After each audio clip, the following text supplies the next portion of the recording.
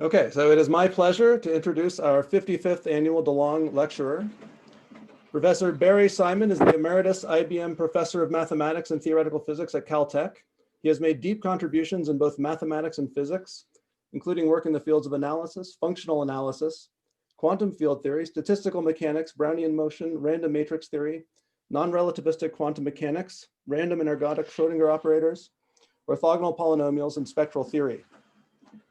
He has over 400 publications, more than 20,000 citations on MathSciNet, and a Google Scholar H index of 114. He is the co-author with Michael Reed of the foundational 4-volume series, Methods of Modern Mathematical Physics. His 5-volume text, A Comprehensive Course in Analysis, was recently published by the AMS. He has had over 120 co-authors and 30 graduate students. Simon received his BA, summa cum laude in physics from Harvard University in 1966, and his PhD in physics from Princeton University in 1970. After graduating, he joined the faculty at Princeton as an assistant professor in mathematics and physics and became a full professor by 1976. Simon joined the faculty at CalTech as the Sherman Fairchild Distinguished Visiting Scholar in 1980. He joined the faculty permanently at CalTech in 1981 and became the IBM professor there in 1984. Simon spoke at the International Congress of Mathematicians in 1974 and has given numerous other prestigious lectures in mathematics and physics since then. He is a fellow of the American Physical Society, the American Academy of Arts and Sciences, the American Mathematical Society, and the U.S. National Academy of Sciences. He has served as vice president of the American Mathematical Society and of the International Association of Mathematical Physics. In 2012, he was given the Henri Poincaré Prize by the IMAP. The prize is awarded every 3 years in recognition of outstanding contributions in mathematical physics and accomplishments leading to novel developments in the field. In 2015, Simon was awarded the International János Bolyai Prize of Mathematics by the Hungarian Academy of Sciences. Simon was awarded the 2016 Leroy Steele Prize for Lifetime Achievement by the AMS for his tremendous impact on the education and research of a whole generation of mathematical scientists through his significant research achievements, highly influential books, and mentoring of graduate students and postdocs. In 2018, he was awarded the Danny Heinemann Prize for Mathematical Physics by the APS. Before I hand over the mic, I'm going to say a few words about the DeLong Lecture Series itself. This lecture series is funded by an endowment given by Professor Ira M. DeLong, who came to the University of Colorado in 1888 at the age of 33.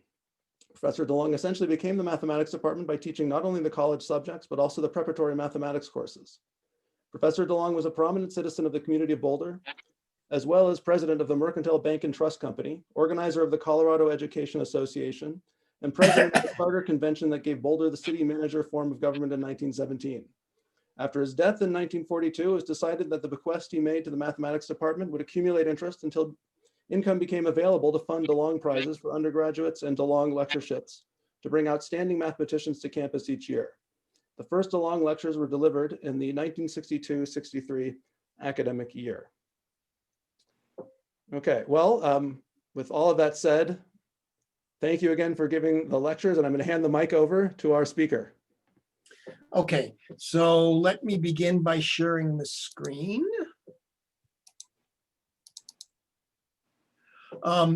So this lecture will be an hour and a half. The other 2 lectures I'm giving this week, one of which is a DeLong and one of which is officially not a DeLong, will be an hour.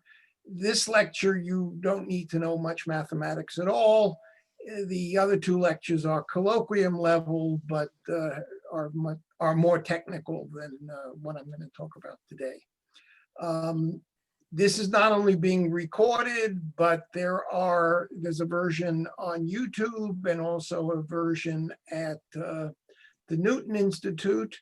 There's also a follow-up called More Tales of Our Forefathers, which, since it was so easy to travel to Boulder today, if there's demand, I could come back and give that. We can, you should let the organizers know if you'd like that.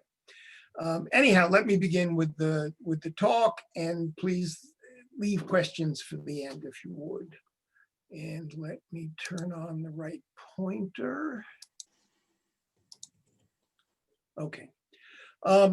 So this is not a mathematics talk, but it is a talk for mathematicians.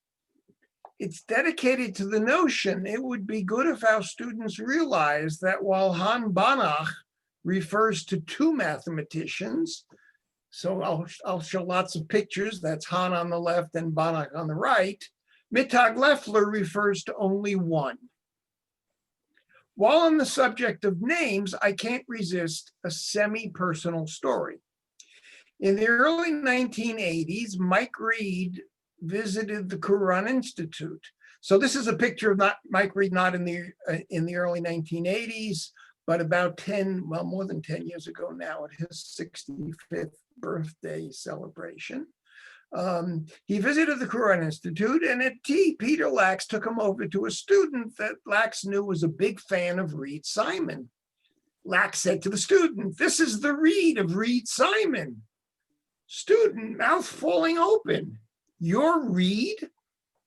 I thought Reed was Simon's first name." I digress, and not for the first time. There are 4 caveats before I begin. First, I'm not a historian, and I have no faith that everything I'm telling you is true. None of the stories was made up, at least by me. Second, I regret this is only about forefathers and not foremothers, although 2 female mathematicians have cameos later. It's an unfortunate aspect of history that we used to ignore half our mathematical talent, maybe more than half, and I'm glad we no longer do quite that badly. A third caveat is that I'm an analyst, and I learned many of these stories when working on the notes for a series of analysis texts that I've written, so I'll be focusing on analysts. But prior to the 20th century, mathematicians were more universal, and so analyst means most mathematicians. This is true not only of transient figures like Euler, Gauss, and Riemann, but also lesser figures. Consider, for example, Camille Jordan, who made significant contributions to algebra. He's the Jordan of Jordan normal forms and Jordan-Holder sequences. To geometry, he's the Jordan curve theorem Jordan. And to analysis, he's the Jordan of Jordan content and the Jordan decomposition of functions of bounded variation. So he was not, he was very good at, maybe he was great, but not a truly great, and he was very broad. You could essentially know all of mathematics 150 years ago. By the way, this is not the Jordan of Jordan algebras and of the Jordan von Neumann theorem. That's the physicist Pascal Jordan, shown here, best known because he was one of the authors of the Drei Arbeit paper, the 3-man paper, which is one of the foundational papers of quantum mechanics. The other 2 were Heisenberg, shown on a stamp, and Born, shown on a different stamp. Born, by the way, is most known in the outside world because he's Olivia Newton-John's grandfather. Some speculated that this Jordan might have shared in Born's Nobel Prize in 1954 if it weren't for Jordan's strong support of Nazis and pro-Nazi views during the Hitler era. He only got his job back after the war because Pauli went to bat for him. A last caveat, most of us remember mathematician by applying their names to theorems and to mathematical objects. In this regard, I quote 2 principles which appeared in a 1997 lecture of Vladimir Arnold. He claims in the lecture that the principles were actually formulated by Michael Berry. The first is the Arnold principle. If a notion bears a personal name, then this name is not the name of the discoverer. And there's the Berry principle, that the Arnold principle is applicable to itself. Berry's principle is certainly true. You won't find Arnold's principle on Wikipedia. It used to be, if you searched for it, it took you to Stigler's law. Now it just says we don't have anything. But you will find Stigler's law of eponymy, which Stigler stated in 1980 as no scientific discovery is named after its original discoverer. In fact, he says this principle is due to Merton. That's not the Nobel Prize winner in economics, but his father, who was a distinguished sociologist. And Stigler remarked, since it was a discovery of Merton, it was appropriate to name it Stigler's law to validate the law. Okay, so now I can turn to the talk itself. And the first subject, I'm in fact, about half the lecture will deal with family issues. So one thing we lose sight of when we just think of mathematicians as names on theorems is that they're people with parents, children, wives, and in-laws that impact their lives. Particularly interesting are mathematicians with familial relations, a father-son, but who are both mathematicians, brothers, father-in-law, son-in-law. We start with the largest of the mathematical families, which are, of course, the Bernoullis. The family fled from Belgium for religious reasons in the middle of the 17th century and wound up in Basel sometime before the birth of the mathematicians. The senior mathematician was Jacob, shown here. There was his younger brother, Johann. Johann's son, Daniel, who was born in Holland, by the way. His father was teaching there at the time, and there were several lesser cousins. Jacob was certainly the most significant mathematically. He's the one who discovered that E was the limit of 1 + 1 / n to the n. He's the Bernoulli of Bernoulli trials. He's the inventor of the law of large numbers, and he's the Bernoulli of Bernoulli numbers. Much of his most famous work only appeared posthumously in a book called The Art of Conjecture. Daniel is known for Bernoulli's principle in hydrodynamics, and Johann for contributions to differential equations, early work in the calculus of variations, and as we'll see shortly, he's the inventor of L'Hopital's rule. To use modern parlance, the family was dysfunctional. Johann and Jacob were two in a family of 10, and Jacob was Johann's senior by 12 years. There was tremendous jealousy between the two brothers. Once Johann got recognition, Jacob declared Johann was his student, and Johann objected.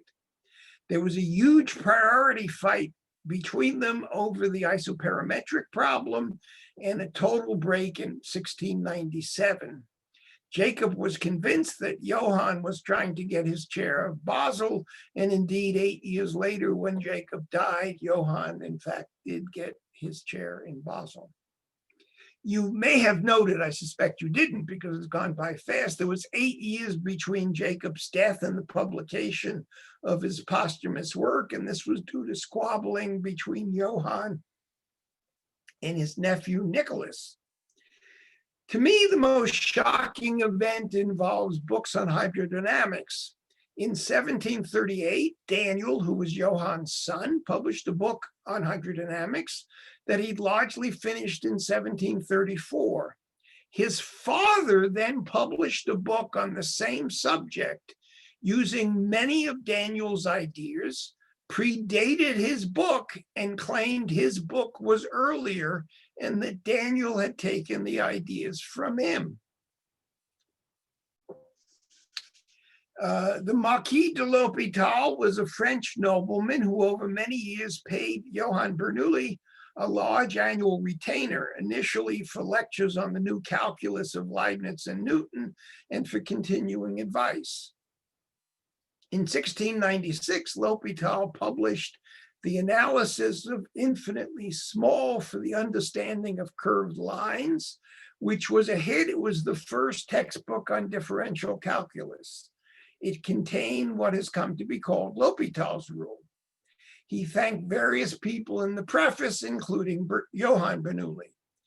After L'Hôpital's death, Bernoulli claimed the book was close to a verbatim copy of the notes of the lectures he gave to L'Hôpital. Notice he didn't do this until after L'Hôpital died because he didn't want to lose the generous stipend he was getting each year from L'Hôpital. Ironically, given Johann's other priority disputes, this claim was dismissed by historians of mathematics during the 19th century, but in the 1920s, notes were found in the University of Basel, dated before L'Hôpital's book, which supported Johann's claim.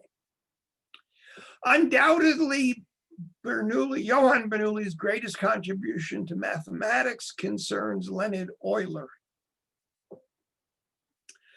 Both Euler's father and maternal grandfather were pastors, were ministers in the Reformed Church, and they expected him to become a pastor also, to go into the family business. During his studies, Euler convinced Johann to give him private lessons in mathematics.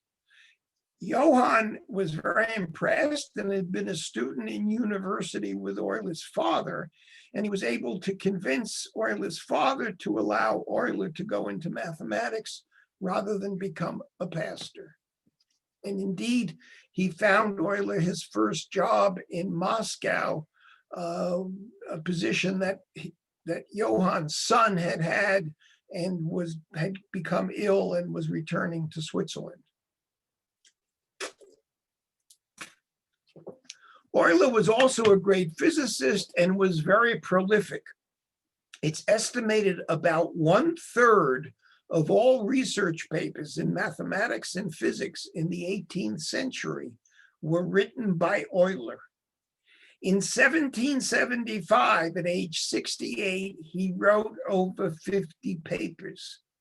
Now, I want to emphasize, I'm not saying that he had written 50 papers by that time. In that 1 year, he wrote 50 papers, even though he was 68. Remarkable thing is he'd been totally blind since 1766.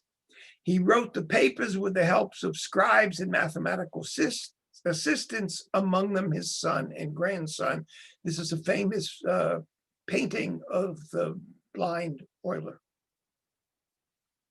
He was also the author of textbooks on calculus, mechanics, and other areas, some in use for 100 years, and he wrote the first great popular book on science, Lessons for a German Princess. His complete works run to 72 volumes, each in the 400 to 700 page range. Related to this story is Karl Weierstrass.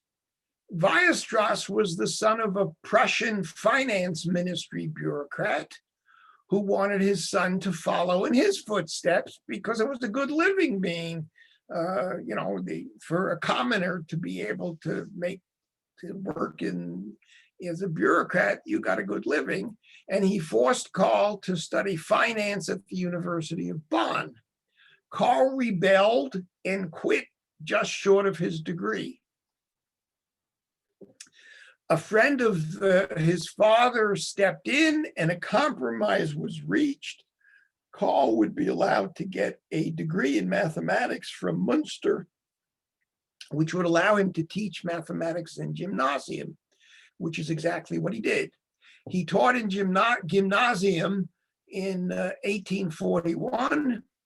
And during the 1840s, he wrote unpublished works that established the Weierstrass approach to complex analysis. That's the approach that's centered on power series.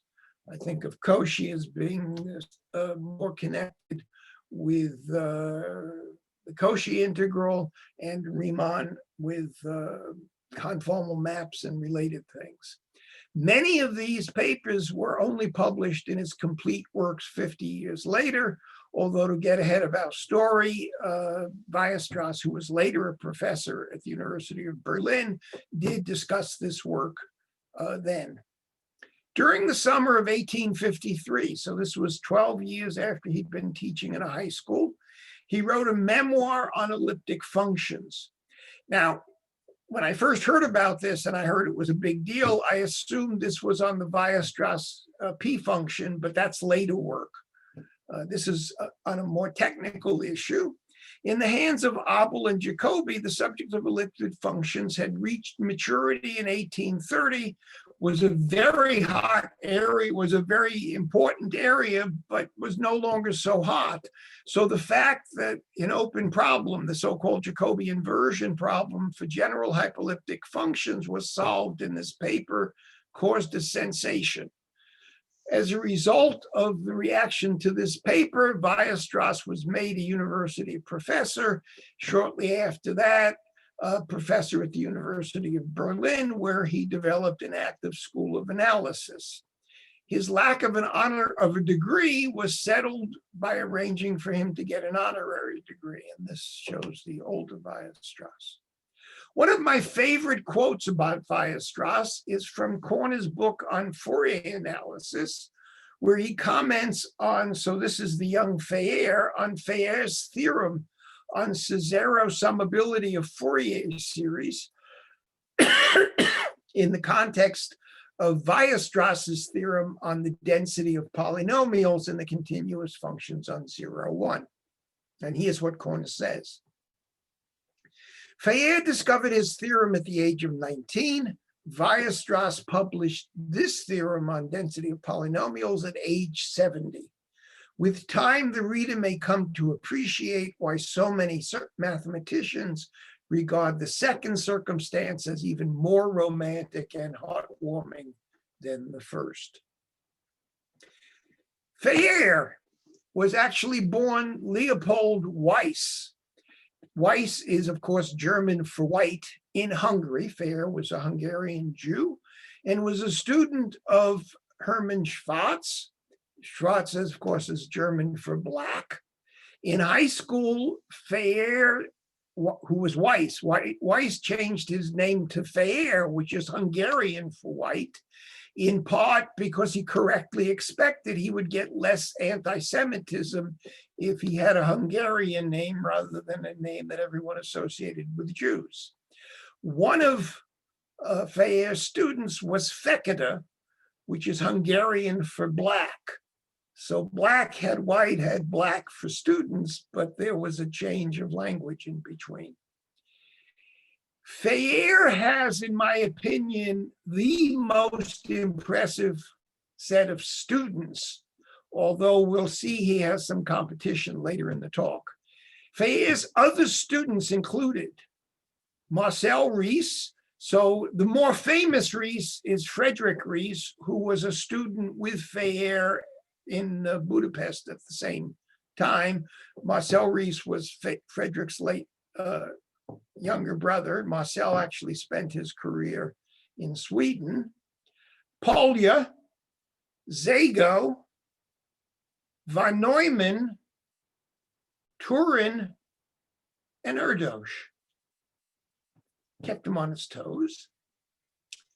While on the subject of fathers and polynomial approximation, since I did mention Weierstrass's father, I want to note that the father of Marshall Stone, the other half of the Stone-Weierstrass theorem, was Harlan Stone, who was in fact Chief Justice of the US Supreme Court. He was one of the few judges. He actually was appointed by a Republican, but he sided with Roosevelt, and he was one of the judges that somehow got another judge to turn to avoid the court packing issue. The next issue that I want to discuss is bastards. Now, here I mean literal bastards. Later in the talk, I will discuss figurative bastards, but here I'm going to talk about literal bastards. The parents of Stefan Banach were not only not married, but his mother departed 4 days after his birth, leaving behind nothing but the name Banach. Stefan was raised initially by his paternal grandparents and then by friends of his father. As a teenager, he was left to fend on his own. He did manage to study some mathematics, but he only managed to get a first degree in engineering.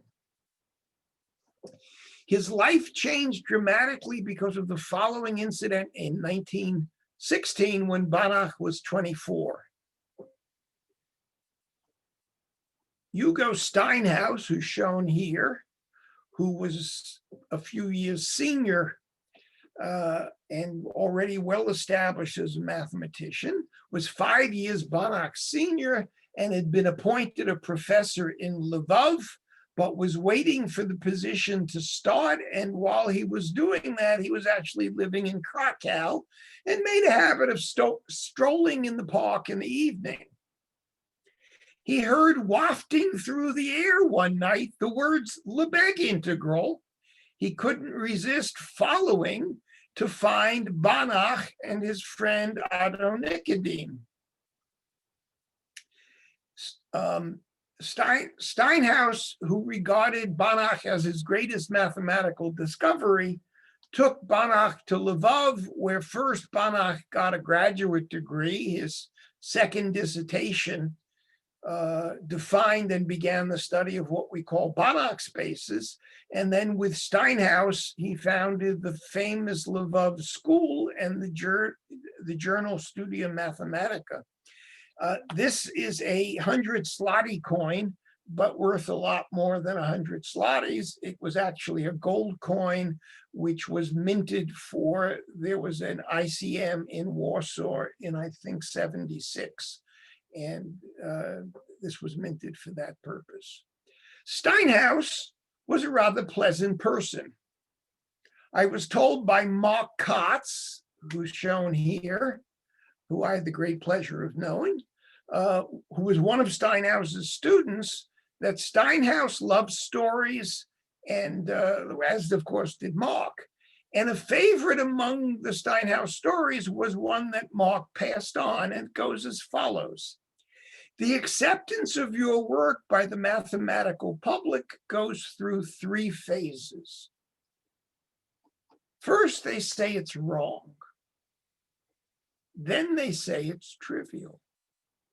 And finally, they say, I did it first. I once got a letter from someone about some of my work that had all 3 statements in the same letter. I think given the time, I will skip D'Alembert, who was very interesting, who was also a bastard. But I won't skip Kolmogorov.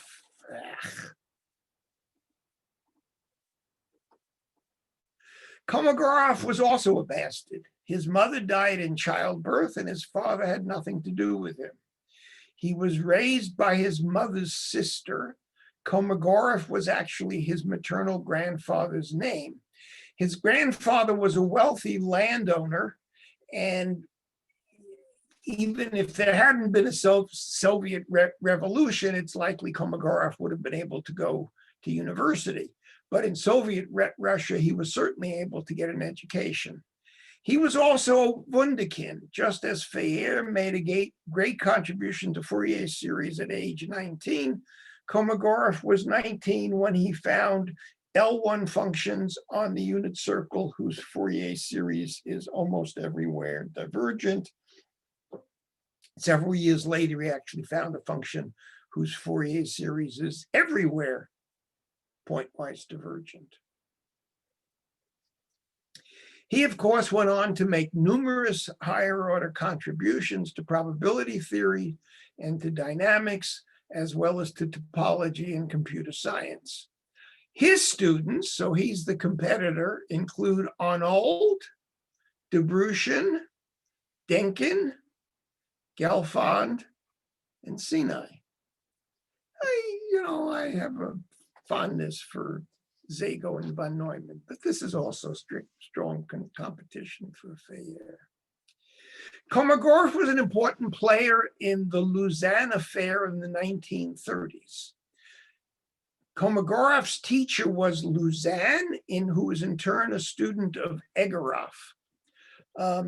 So one of the things that I like giving this talk is many of you have taught Lausanne's and Egorof's theorem in a course. Certainly, almost all of you have heard about it in courses. And you just think of them, they're these strange these theorems that are useful, and you always forget what they say and you have to look them up. And, you know, there are these guys, you have no idea who they were, but they're real people.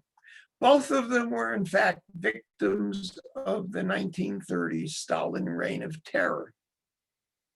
Egorov was religious and loudly objected to the Soviet treatment of his beloved Russian church. He was dismissed from his post in 1929, arrested in 1930, and he died in the middle of a hunger strike in 1931. So the next time you hear about Egorov's theorem, you should bear in mind that he died in a hunger strike because he was protesting his imprisonment. Lausanne was the center of a lively group of younger mathematicians. Included in what was called Lusitania were his students, Alexandrov, Khinchin, Kolmogorov, Suslin, and Orezon, also an impressive group of students. And he was a very powerful figure in the Russian Academy. In 1936, he was accused of anti-Soviet behavior and given what was essentially a show trial before a commission of the Academy. The story is that it was,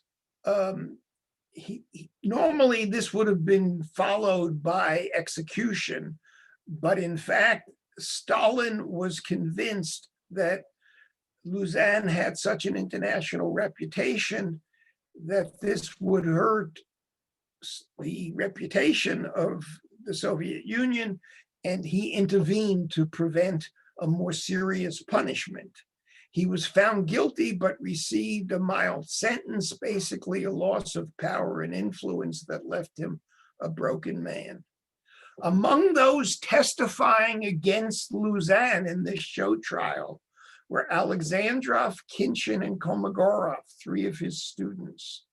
I think of this as a kind of mathematical patricide, and it has elements of Greek tragedy.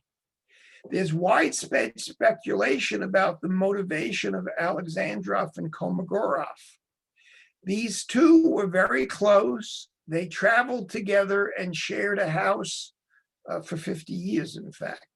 Whether they were having a homosexual relationship or only gave the appearance of one, there's a belief that they were pressured by the KGB to testify against Lausanne or be arrested for homosexual behavior. Good news, though, on January 17th, 2012, the Russian Academy formally rescinded their motion condemning Lausanne. Of course, the production of a bastard involves two people besides the innocent child. In this regard, consider Sir John Littlewood.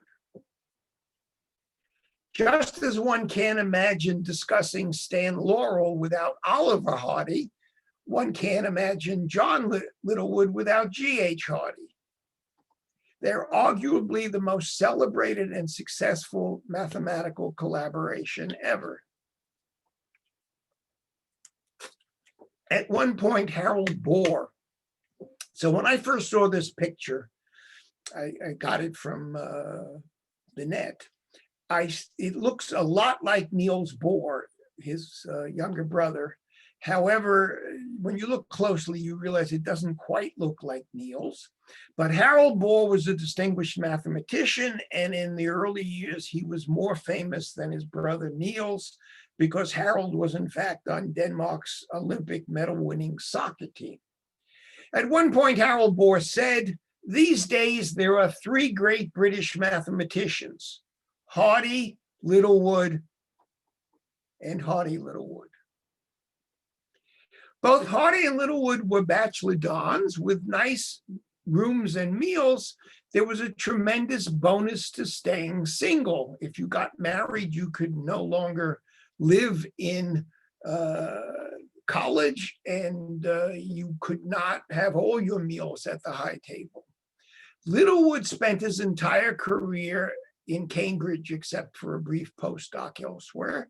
Hardy started in Cambridge during the First World War, he was very unhappy due to the dismissal of his friend Russell, who was dismissed for pacifist actions. And because he was not virulently anti-German, while the atmosphere in Cambridge was very anti-German. As a result, he left for Oxford and claimed to much prefer Oxford, but he returned to Cambridge in 1931 because in Cambridge, unlike Oxford, one could keep one's rooms after retirement. Despite being a bachelor in his later years, Littlewood traveled with his niece, Anne, who he eventually acknowledged was his bastard daughter. I have a favorite, perhaps apocryphal story about Littlewood. Till his later years, when he was helped by medication, Littlewood suffered from severe depression, so much so he didn't travel at all. Hardy, however, was everywhere dense. He traveled all the time, was well known in all the mathematical centers in Europe. And there's a story involving a visit to England. In some versions, the person in the story is Edmund Landau, and in some it's Norbert Wiener. Both of them were rather acidic individuals, who upon meeting Littlewood exclaimed, "Oh, you exist? I thought Littlewood was a pseudonym Hardy used for his weaker papers." As for Hardy's view of Littlewood, in his autobiography, Hardy said the following, which he says in the movie The Man Who Knew Infinity: "I still say to myself when I am depressed and find myself forced to listen to pompous and tiresome people, well, I have done one thing you could never do, and that is collaborated with Littlewood and Ramanujan on something like equal terms." Turn next to fathers-in-law. So there are many, many examples of mathematicians who had sons-in-law who were also mathematicians because they met people who they thought were impressive, so they introduced them to their daughters. Kuma was Schwarz's father-in-law. Hermite was Picard's father-in-law. So when the next time you talk about Picard's theorem, you should bear in mind that Picard was Hermite's son-in-law. And here there's an interesting timeline. Picard got his degree, went off to Toulouse, proved his famous theorems in Toulouse, only then returned to Paris, and only then was allowed to marry Hermite's daughter. Laurent Schwartz was Paul Levy's son-in-law. John Tate is Emile Artin's son-in-law. Courant was the father-in-law of both Jürgen Moser and, long after his death, of Peter Lax. And Courant was in turn the son-in-law of Runge, who in turn married the niece of Paul Dubois Raymond. I think I'll skip this. When he was 30, Emile Borel of Borel-Setz married the 17-year-old daughter of the mathematician Paul Lepel. Borel, besides doing mathematics, was the French minister of the Navy from 1925 to 1940. And after World War II, he received a medal for his resistance activities. He was 68 when the war began. Here's a story of a non-mathematical father-in-law. George Airy of Airy Functions came from a poor background, but managed to get through Cambridge by being a part-time manservant. In 1824, when he was 23, he met and fell in love with Richarda Smith, who was the daughter of the vicar of Chatsworth. In 1826, at age only 25, he was appointed to the Lucasian chair of mathematics at Cambridge. This is I say this is, I think, the most prestigious chair in science. Among its other holders were Newton, Dirac, and Hawking. But Vickers Smith would not allow Airy to marry Richarda because the Lucasian chair only paid £100 a year. In 1830, the plebeian chair of astronomy, which paid £500, opened. Airy got it and was then allowed to marry Richarda. So astronomy is a better subject to work in sometimes than mathematics. He went on actually to become the astronomer royal. Grace Chisholm studied mathematics in Cambridge with William Young, her tutor. He then went on to Guttington and got a degree in 1895, supervised by Felix Klein. Of course, she could be an undergraduate in those days, but couldn't be a graduate student in Cambridge, but she could get a degree in Guttington.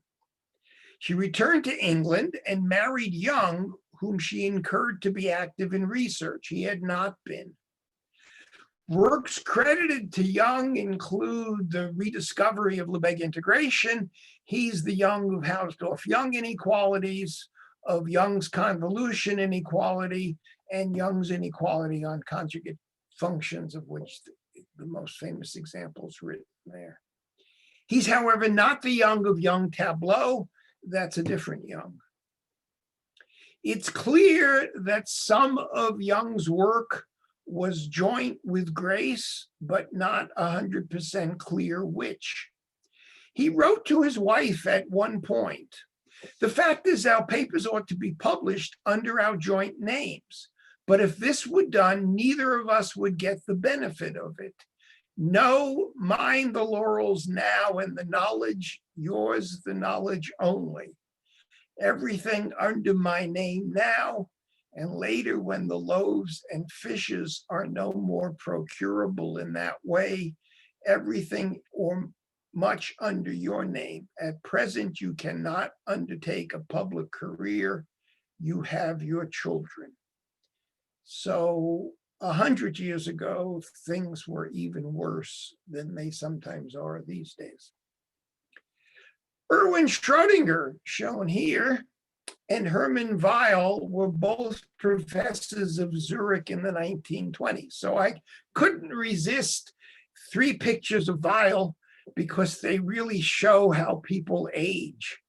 So this dreamboat is Hermann Weyl in about 1912. This is the Hermann Weyl of the asymptotics of eigenvalues. This dapper, so this is about 1910, 12. This is about 1925. This is the Weyl of the representations of Lie groups. And this is Weyl about 1950 when he had moved to the Institute for Advanced Study. If you've ever heard of the Weyl-Lelesco-Schur inequality, it was proven by this gentleman. But they were not only linked scientifically. As one biographer of Schrödinger put it, those familiar with the serious and portly figure of Weyl at Princeton would hardly have recognized the slim, handsome young man of the 20s with his romantic black mustache. That's why I showed you the pictures. His wife, Helene Joseph, from a Jewish background, was a philosopher and liberatus. Her friends called her Helle, and a certain daring and insouciance made her the unquestioned leader of the social set comprising the scientists and their wives. Annie, Schrödinger's wife, was almost the exact opposite, but perhaps for that reason, Weyl found her interesting. Before long, she was madly in love with him. The special circle in which they lived in Zurich enjoyed the sexual revolution a generation before the United States. Extramarital affairs were not only condoned, they were expected, seemed to occasion little anxiety. Annie would find in Hermann Weyl a lover to whom she was devoted body and soul.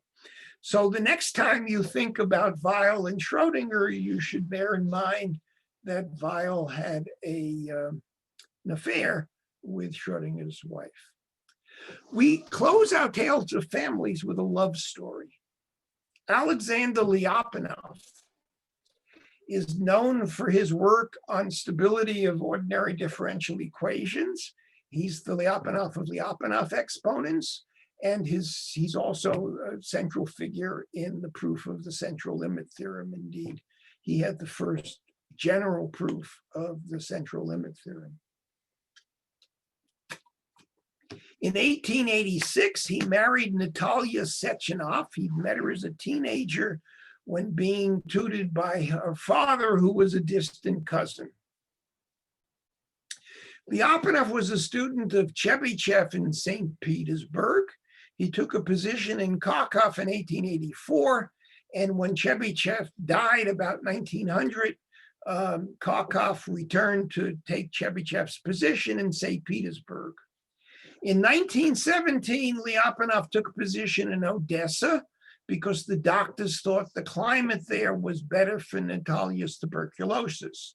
Of course, Odessa was a big step down from the university in St. Petersburg, which was at that point, the most famous university in what was then Russia, or I guess was then Russia. Her condition worsened and she passed away on October 31st, 1918. Later that day, the distraught Lyapunov shot himself in the head, dying of his wounds 3 days later.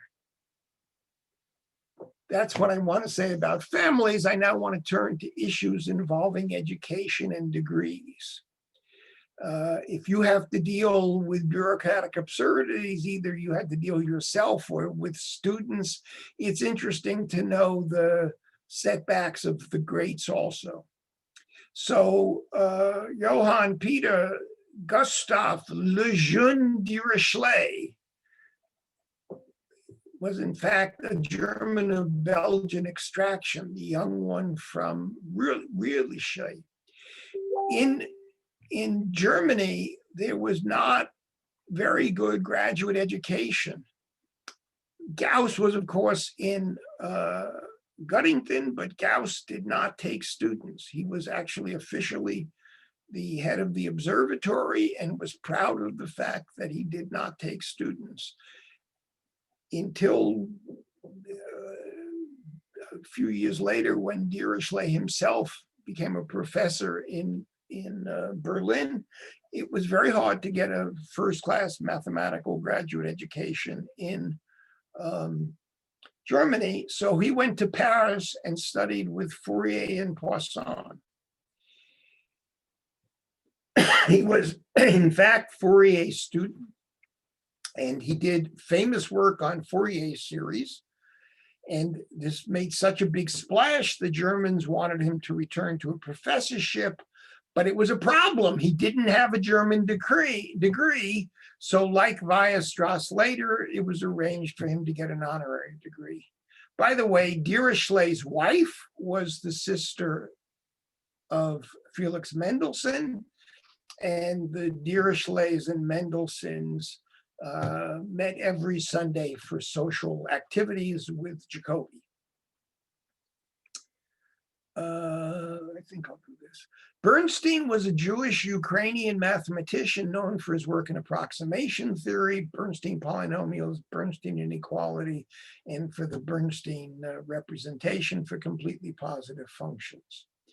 He went to study in Paris. He was, I think I said he was Ukrainian originally. Spent 3 years in Göttingen with Hilbert and then submitted a thesis in Paris, which he defended in 1904 before a committee of Poincaré, Hadamard, and Picard. Pretty frightening PhD committee. The thesis solved, or actually partly solved, Hilbert's 19th problem, one of the first to be solved. He then returned to Russia, where his PhD wasn't recognized. So before he could teach, he had to be a graduate student, despite having solved the Hilbert problem and had this distinguished PhD, and then submit a master's thesis. Eventually, after he was teaching, he submitted a Russian PhD that actually went partway towards solving a different Hilbert problem. In June 2020, I attended a conference in Copenhagen that met in the Danish Academy of Sciences.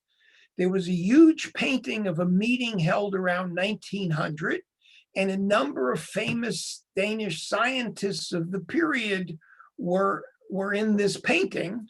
And the painting was pointed out to us by the president of the academy, who welcomed us and he pointed out various people in the picture. And I asked him, where was Johan Jensen, who of course revolutionized the study of convex functions. He's the Jensen of Jensen's inequality, and also the Jensen of Jensen's formula that's used in complex analysis. And I knew it was his era. I assumed he would be in the picture. I was informed he spent his career as an engineer for the telephone company. I actually knew this. He did not have an advanced degree, and so of course he was never elected to the academy. Misha Kotler, shown here, is best known for Kotler's lemma, also called the Kotler-Napstein lemma, which is critical for estimating integral and pseudo-differential operators. He invented it to prove L2 bounds on higher dimensional Hilbert transforms. It's a very important piece of work. Here's what Charlie Pfefferman said about his interaction with Kotler when Pfefferman was a postdoc and Kotler was almost 60. Now, I say Pfefferman was a postdoc, but you have to realize he started the year he was at Chicago as a postdoc, and he ended it as a full professor. This was his second year after his PhD. Kotler was one of the kindest and most self-effacing people I ever met. One of my secret ambitions during the few months we were together in Chicago long ago was to succeed in walking through a doorway after Misha, rather than letting him hold the door open for me. In this, I failed. Kotler was born in the Ukraine in 1912, and his father was a manager of a local mill. After the revolution, the father was regarded as a pariah, and as punishment, his children were not allowed to attend school. So Misha had exactly one formal year of schooling. His father, though, taught him some mathematics and to play the piano. In 1928, the family was able to emigrate to Montevideo, Uruguay. The four of them lived in a single room. His father sold newspapers on a downtown street corner. His older brother became a tramway conductor, and Misha played the piano from 4 p.m. to 4 a.m. in a brothel in the harbor. Not too long after arriving, the senior Kotler, his father, came in first in a national chess tournament. And the fact that a member of the lower classes did this caused some news coverage. The articles mentioned the winner claimed to have a mathematically gifted son. This was noted by Raphael LaGuardia, who was a professor of mathematics and had been a student of Picard. And he invited Misha originally to attend his seminar and later to teach a course in number theory. He helped Misha upgrade his job to playing in a chamber music trio in the fanciest hotel in a seaside resort near Montevideo. In 1934, someone named Euler Pasteur, who would have been a student of Felix Klein, visited Montevideo. Pasteur spent half his year in Madrid and half in Buenos Aires, and unlike LaGuardia, he was still very active in research. As a result, Kotler was drawn to Buenos Aires, where he learned more mathematics shifted from earning his living as a pianist to being a tutor of mathematics. Kotler corresponded with Frechet, who helped him publish a paper. And in 1938, he married Janne Frankel, who was a student of Ray Pasteur, and remained his wife until his death 70 years later. Interesting thing happened. I've never understood why Argentina was picked out, but from the mid-1940s onwards, several American foundations sponsored trips by American mathematicians to Argentina. Included in those mathematicians who went were Adrian Albert, George Birkhoff, Marshall Stone, and Antoni Zygmunt. During one of these trips, Zygmunt discovered Calderon, who was an engineer, brought him to Chicago with money from Rockefeller. Stone convinced them that Calderon should get a degree, and Calderon, of course, stayed on the Chicago faculty and was one of the great harmonic analysts of his time. Earlier than Zygmunt meeting Calderon, Birkhoff had met Kotler and was so impressed, he recommended Misha for a graduate Guggenheim Fellowship in the United States so he could go and get a PhD. And the Guggenheim Fellowship awarded the fellowship to him on the basis of Birkhoff's letter. Alas, Birkhoff died shortly after he received the letter from the Guggenheim Foundation and before he let Kotler know about it. So the letter was lost among his papers until it was rediscovered by George Birkhoff's son, Garrett Birkhoff, who's the Birkhoff of Birkhoff McLean, who's a noted mathematician in his own right. Even though the original award was in 1944, Garrett contacted the Guggenheim Foundation, who said, of course, they'd still honor it. And in 1950, Kotler, who was already in his 30s, made it to Yale, where he worked with Kakatani, completed a PhD thesis on ergodic theory. But when the Yale administration learned he had no prior degrees, they refused to award Kotler a degree. Marshall Stone heard about this and stepped in. Stone was the longtime chair of the Department of Chicago, and he assured Misha that the administration would be more flexible in Chicago. Now, this is partly, I think, because the Chicago atmosphere would have a more flexible administration, but it was probably also true that the administration was frightened of Stone, who was a rather formidable individual. Kotler insisted, however, on doing a new thesis on a different subject, which he wrote on harmonic analysis under Calderon, whose name is misspelled. High school teachers, we've already seen Weierstrass was a high school teacher for many years. He, of course, didn't have an advanced degree, but there are many examples of people who got advanced degrees and went on to teach high school because that was the best job they could find. Some of them did their best work, often in the evening.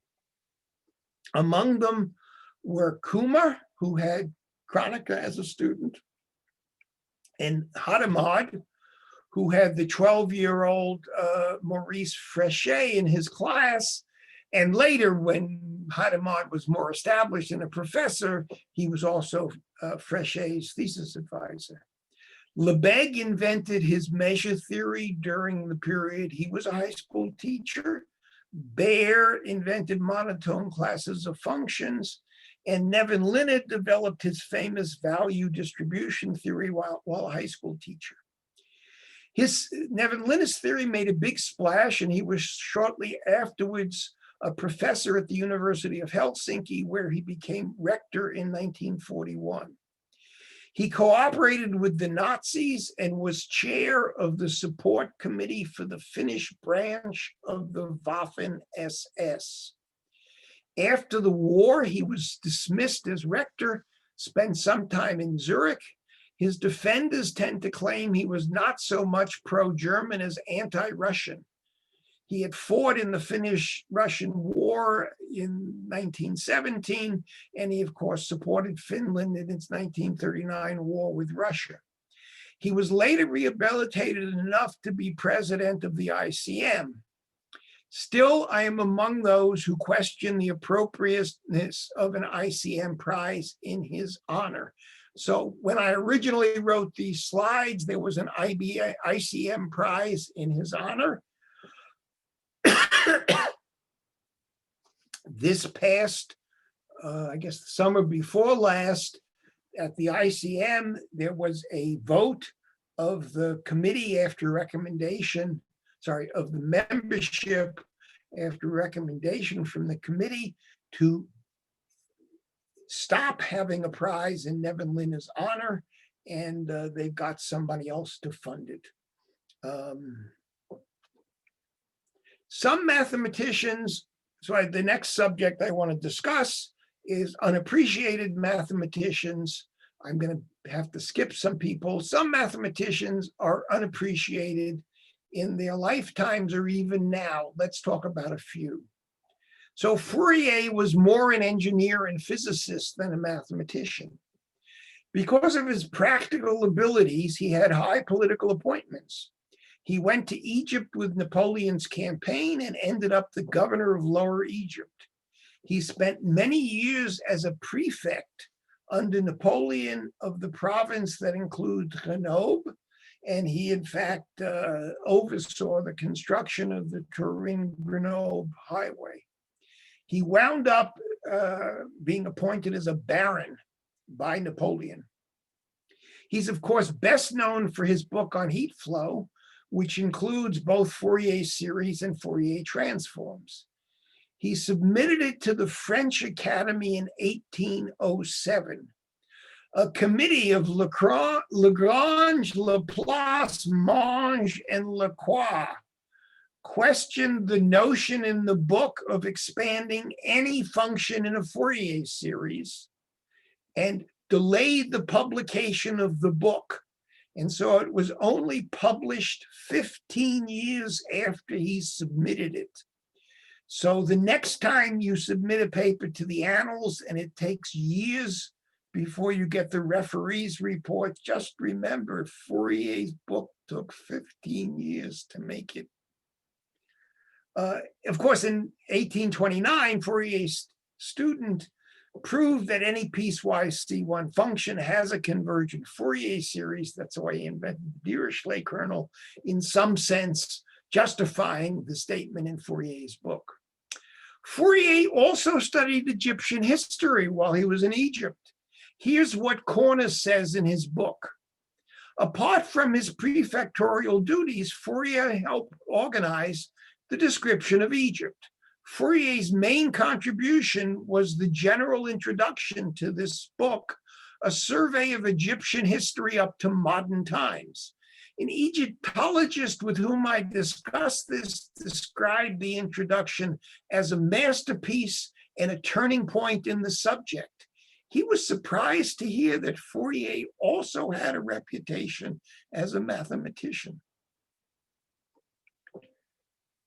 I think Cantor I will skip, even though it's, well, I should at least mention that Cantor suffered from what everyone now believes was probably manic depressive syndrome and spent many years in asylums. But I'm going to skip him. Lebesgue and Schwartz revolutionized analysis. As Strickett says in his analysis text, distribution theory was one of the two great revolutions in mathematical analysis in the 20th century. It can be thought of as the completion of differential calculus, just as the other great revolution, measure theory or Lebesgue integration, can be thought of as the completion of integral calculus.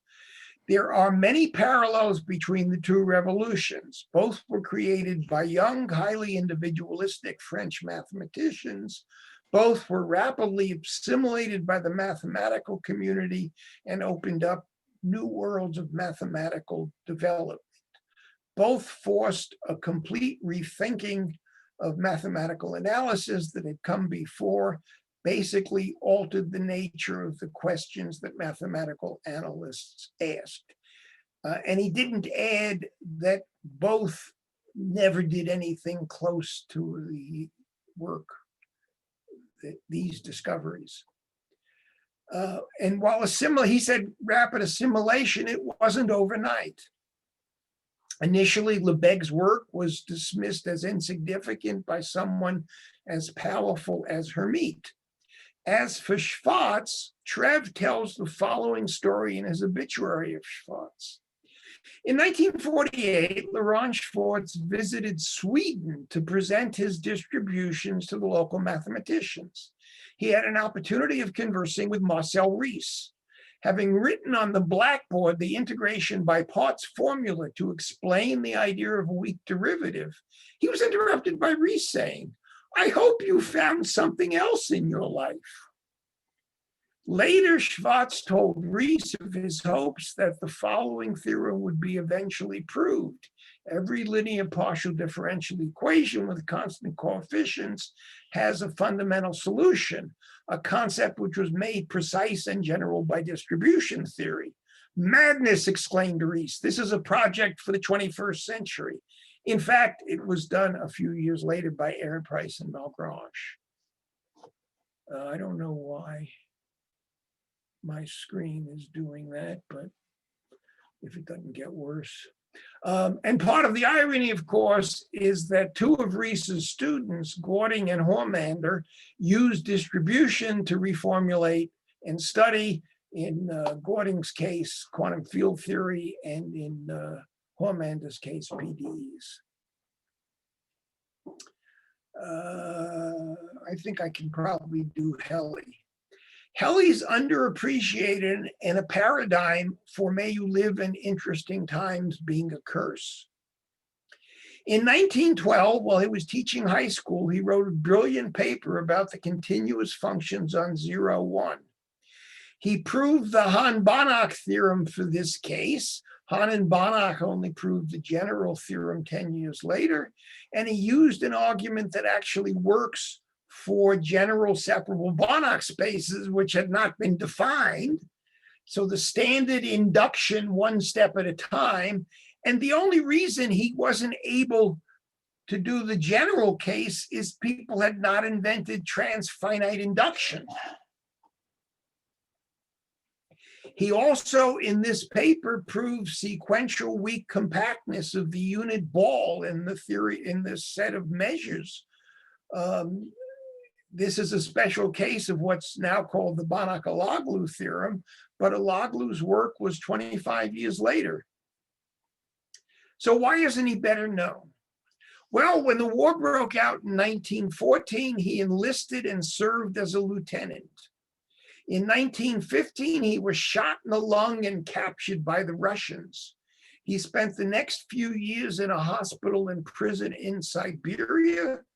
He suffered from the lung injury and strain on his heart for the rest of his life.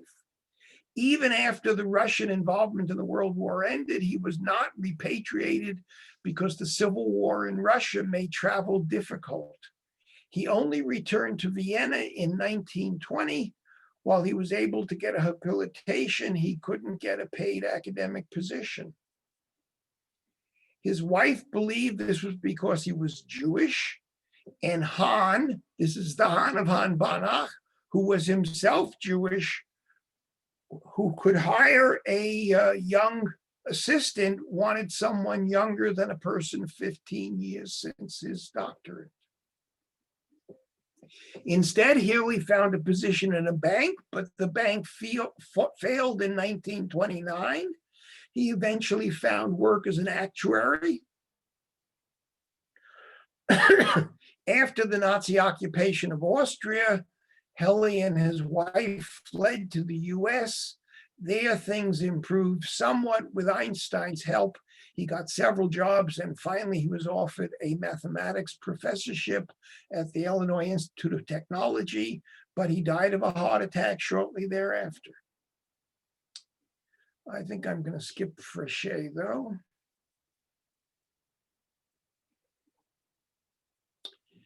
We end with death. So it isn't such a downer. I want to begin by noting that many mathematicians have lived to ripe old ages.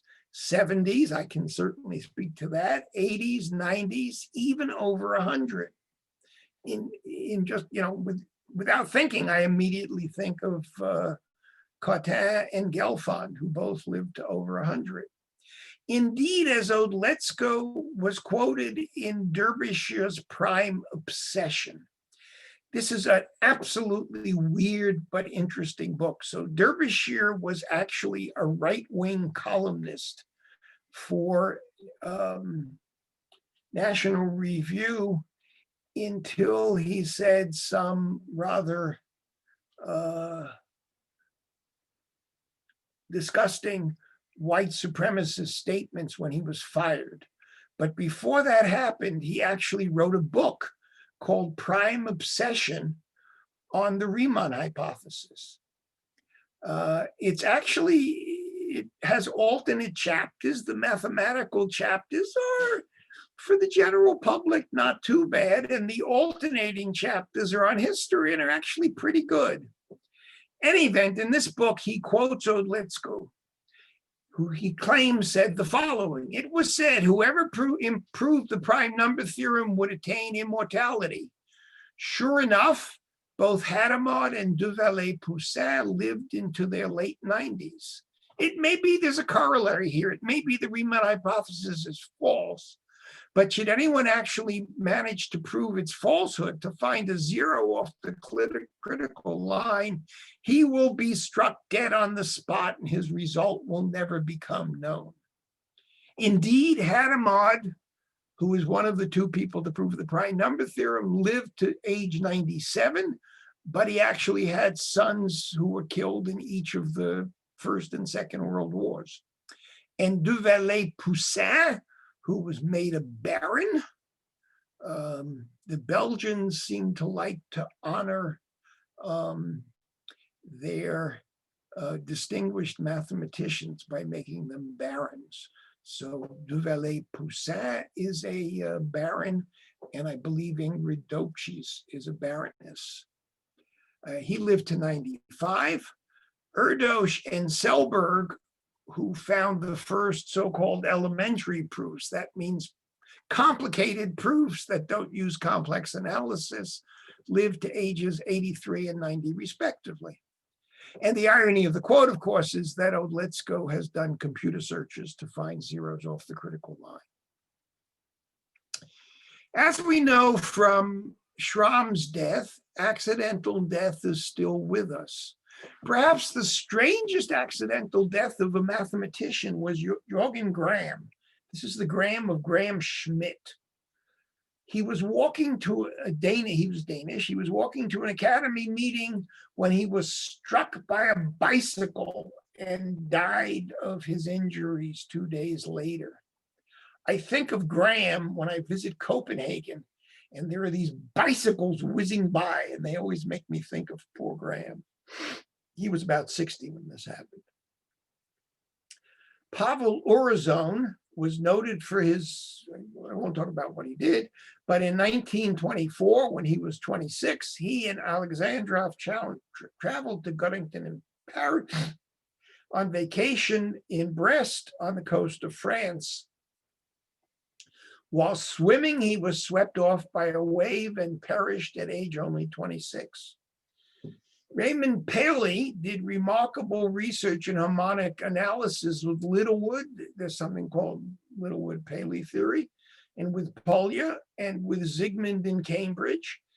And he went to the US to work with Wiener. There's the famous Paley-Wiener theorem.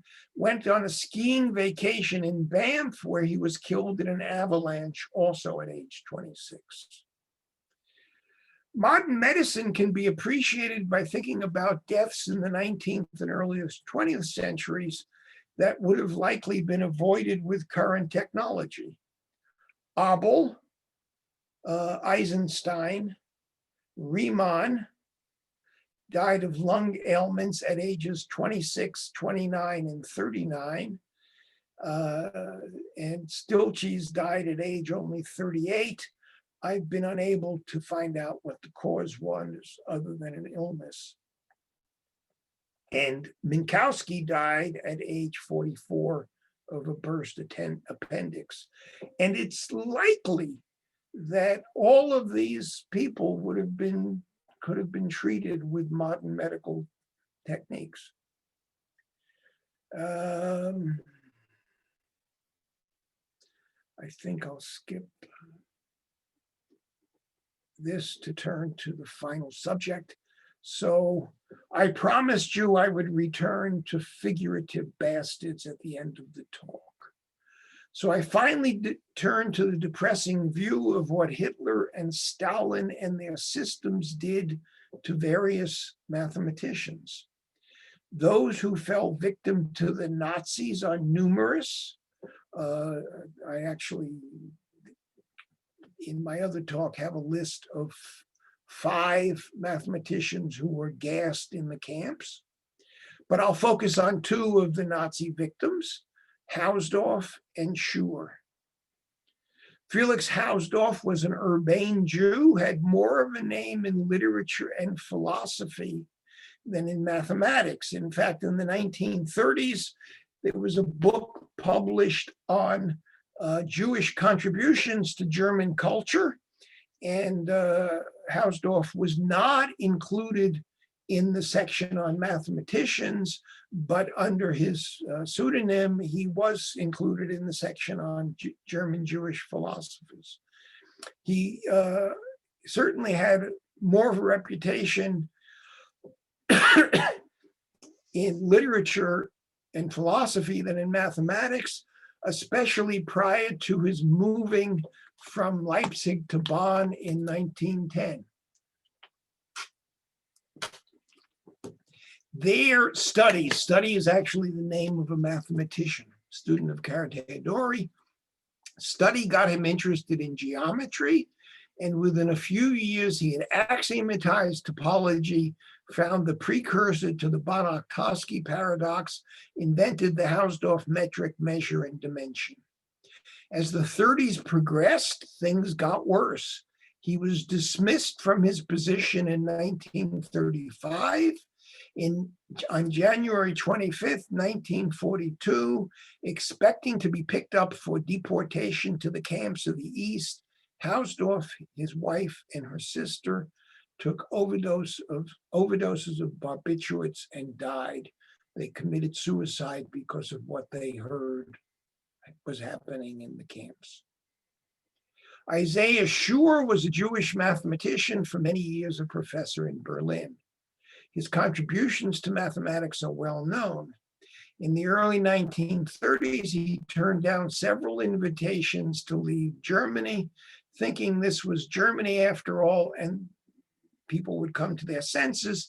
It's also true that these were invitations from England and the United States, and he didn't feel he could learn English.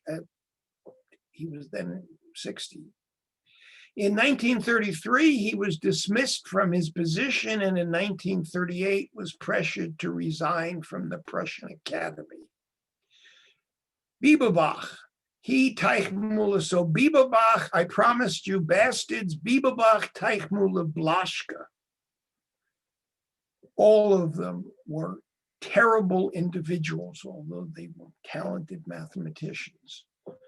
Remarked, I find it surprising Jews are still members of academic commissions. To show you how bad Blaschke was, and Blaschke was clearly the least bad of these 3. Zago had a reputation of being a very soft-spoken and sweet person. There's a story that one day a graduate student came up to him and said, Professor Zago, I don't understand.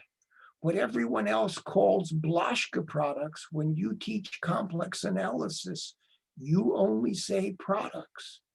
And Zago said, I will not say that man's name. The following story is told by Schiffer and illustrates the isolation and humiliation suffered by someone like Schur. Schur told me the only person at the Mathematical Institute who was kind to him was Grunsky, then a young lecturer. Long after the war, I talked to Grunsky about that remark, and he literally started to cry. You know what I did? I sent him a postcard to congratulate him on his 60th birthday. I admired him so much and was very respectful in the card. How lonely he must have been to remember such a small thing. In 1939, Schur was allowed to leave Germany for Palestine, but the exit tax took all his savings. He was unable to find a position in a country teeming with refugees and a single academic institution. The Hebrew University, the Technion, was in some sense a technical school, really at a fairly low level, and I don't even know if it had a math department in those days. There were 2 professors of mathematics at Hebrew University, and positions were filled.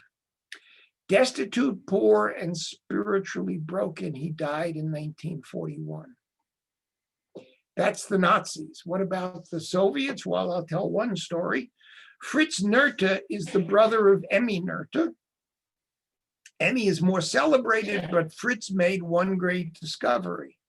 In 1921, he realized that certain singular integral equations were non-compact, but had an integer invariant, their index. 30 years later, in other hands, this blossomed to the theory of Fredholm operators, which was then custom made for the work of Gelfand and Singer 10 years after that. Both Emmy and Fritz had German positions from which, as Jews, they were dismissed in 1934. Emmy went to the US and died of cancer, or actually she had an operation for cancer, and it was an after effect of the operation that she died of. Fritz went to Tomsk, which is in the Soviet Union. In 1937, he was accused of being a German spy and imprisoned. In 1941, he was shot for anti-Soviet propaganda. But good news, in 1988, the Supreme Court of the Soviet Union officially exonerated him. And here's a picture of Fritz.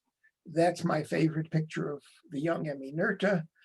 Their father was actually also a mathematician. I believe that's him and his daughter and 2 sons.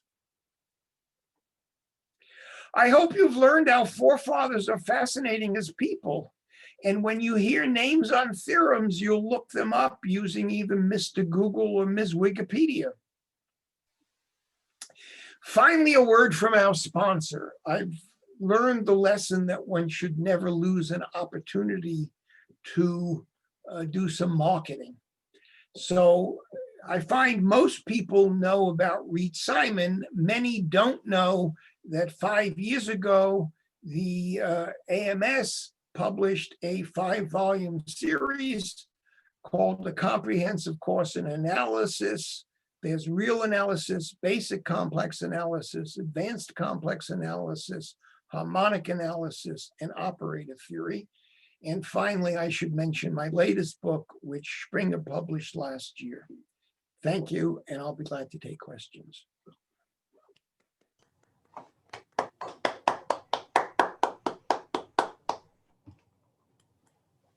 Okay, let's open it up for questions. Since it's a little difficult for me to see everyone, I'll just encourage everyone to kind of speak up and then politely take a turn.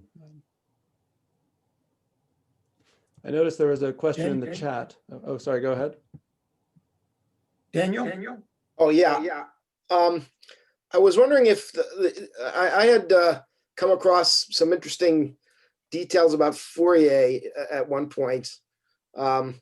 that apparently he was he was the son of a tailor and orphaned very young, and because of this ignoble status, he wasn't able to receive a commission from the scientific corps of the French army, and so but his brilliance was recognized quite early. And he had studied for the priesthood, but the draw of mathematics apparently was too great. I'd also heard that despite his initial support for the revolution in France, he ran afoul of some rival sect while on a trip to Orleans and was arrested and nearly guillotined. But the reign of terror ended soon after the death of Robespierre, and he was released. I guess he was arrested, and then toward the end of his life, apparently while he was in Egypt, as you mentioned, that he had developed some affinity for this hot climate, and he was maybe, I don't know if this was connected with his work on the physics of heat, but he developed a sort of an obsession and would cover himself in blankets like a mummy in his heated apartment in the middle of summer. And he was apparently this led to his death, because when he was thusly arrayed, he tripped and fell down a flight of stairs, which aggravated a developing heart condition, which he only would treat with more heat, and then he died a few weeks later. But I was wondering if you had ever come across any. But that happened much later. That must have happened much later than when he was in Egypt. Oh yeah, that was at the end of his life. I was skipping a lot. Yeah. No, but the right. I mean, that was he was in Egypt in the 1790s, and 1830 he died. This fact that he became so obsessed with heat, and he was convinced that only heat could promote a healthy body, led him to, as I said, swaddle himself in blankets in the middle of a heated apartment, in the summer.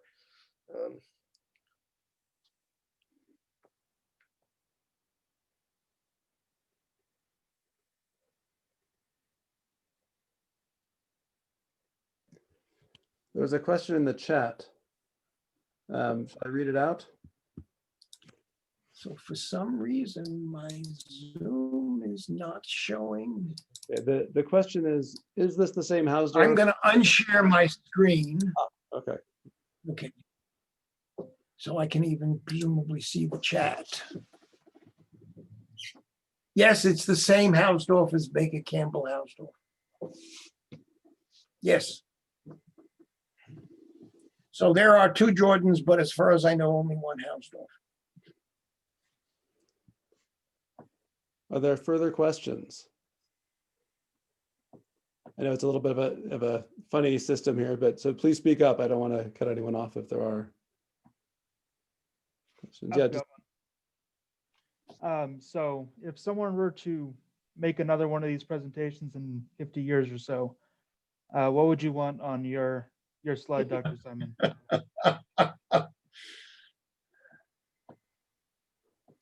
I've never thought about that. I'm going to pass. I'm sorry. Well, maybe so I had this amazing physics teacher in high school that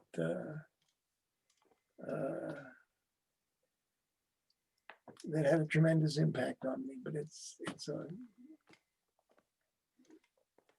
I'm not sure that's the kind of story that makes good telling in this, but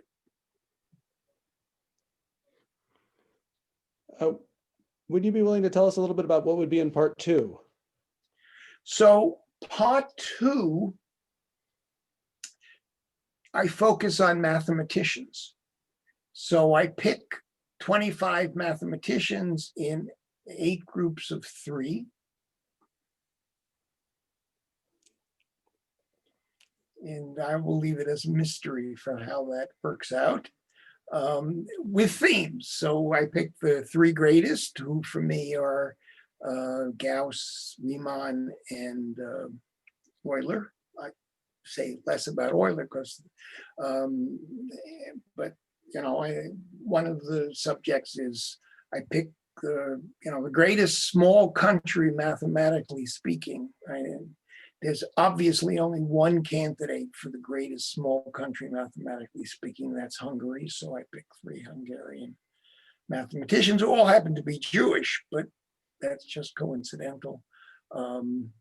In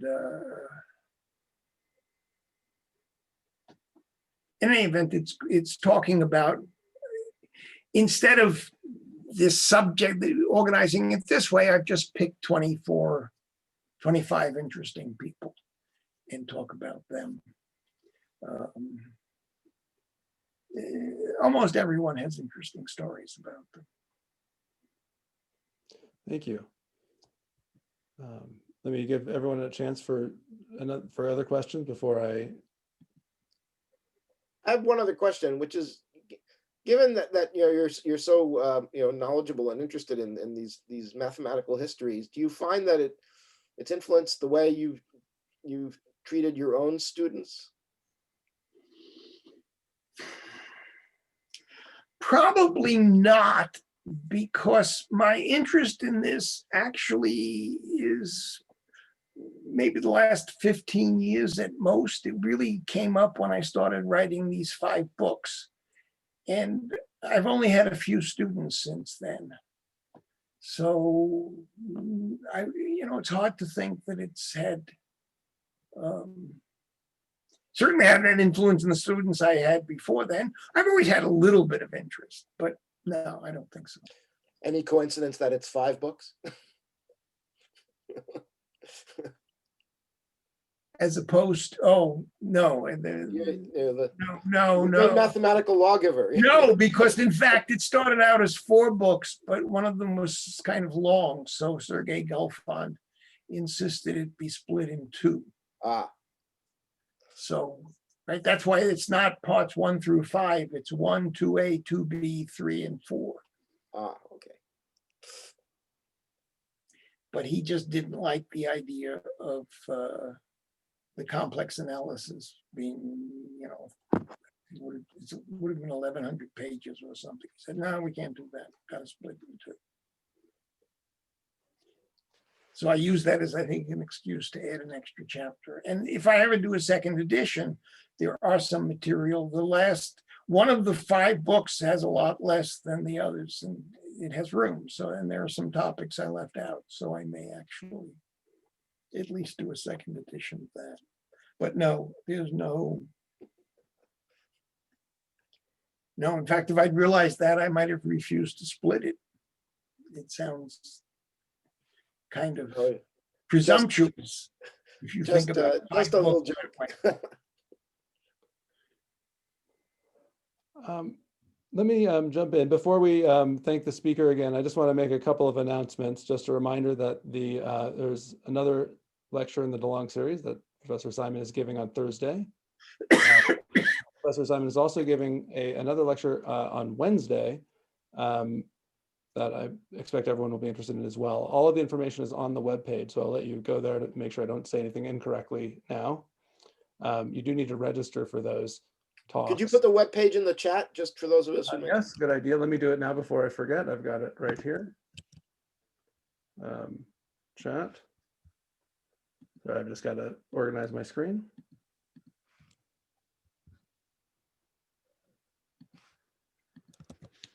Okay, there's the web page, and I do see that there's a question in the Q&A, so let me open that.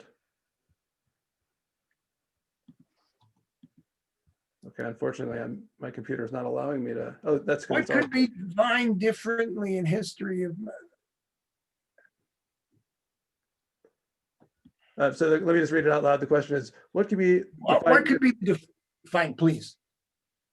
Oh, sorry. Go ahead. What could be the defining difference in history of mathematics or mathematicians different from other human endeavors? Well, I'll say 2 things. First of all, what I am talking about is definitely not the history of mathematics. It's the history of mathematicians. Because the history of mathematics really deals with development of certain ideas. And while mathematicians play a role in that, I haven't discussed this at all. So, there are a billion books on. So my favorite book in history of mathematics is there's a book on by Gray, and I forget, some Italian collaborator, called Hidden Harmony, that's on 19th century complex analysis. And it, of course, it talks about the people to some extent, but it mainly talks about the ideas. So this is really not history of mathematics. It's talk about mathematicians. And in some sense, my main point is that we lose sight of the fact, I really think it enlivens our understanding to realize that these names on theorems, even if they're not even the right names, represent people with interesting lives, and it gives a little more something to it. I mean, what sort of happened is I had some historical notes that wound up being, again, more about, I talked about it in my course and the students just ate it up. And that's why I decided to give this talk the first time I gave it. And the first time I gave it, the talk was much worse than every other time, because after the first time, a friend came up to me and said, you know, there are all these great pictures you can get with Google. You should add pictures of the people. And the first version didn't have the pictures, and it makes it more real to see the pictures there. And you know, with mathematicians, well, we are, in some sense, we're people like other people, but we have certain quirks that are common to us and certain issues. I mean, you know, the fact that you have some weird problem that your degree isn't recognized in some other system, that's not a problem that,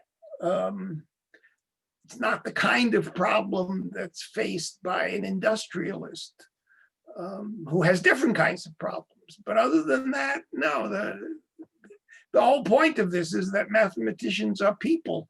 Notice I didn't talk about their mathematics that much, although in the second talk, I do say more about people's mathematics, because I'm focused, it's fewer people. There are more, I'm sure there are more than, and it's actually a 2-hour talk, which can be either given with a break in the middle or as 2 separate hour talks on separate days.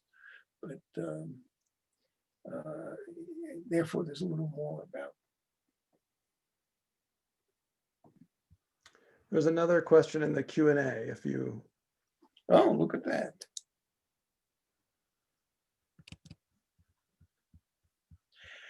No, I'm not. However, I'm from a local high school in Brooklyn that happens to have had 5 Nobel Prize winners among its alumni. So it's just what the people who live in my neighborhood that grew up in Brooklyn went to James Madison High School. And in fact, all 5 of our Nobel laureates graduated between, I think, 1935 and 1950. Although the first Nobel Prize was like in 1955, and the last one, the oldest Nobel laureate ever, was Madison graduate, was a few years ago. By the way, this high school also has among its graduates Ruth Bader Ginsburg, Chuck Schumer, and Bernie Sanders. So my most impressive honor that wasn't mentioned is that I'm on the wall of distinction of James Madison High School. I considered adding that to the list, but I deferred at the end. And of course, our most famous alumnus is Judge Judy.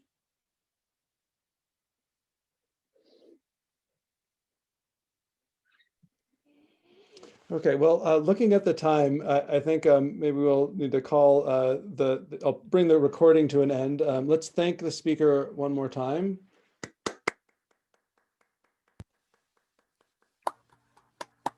And I'll remind everyone that there's the upcoming lectures. Thank you so much for this really interesting lecture. This is always a fun one to give.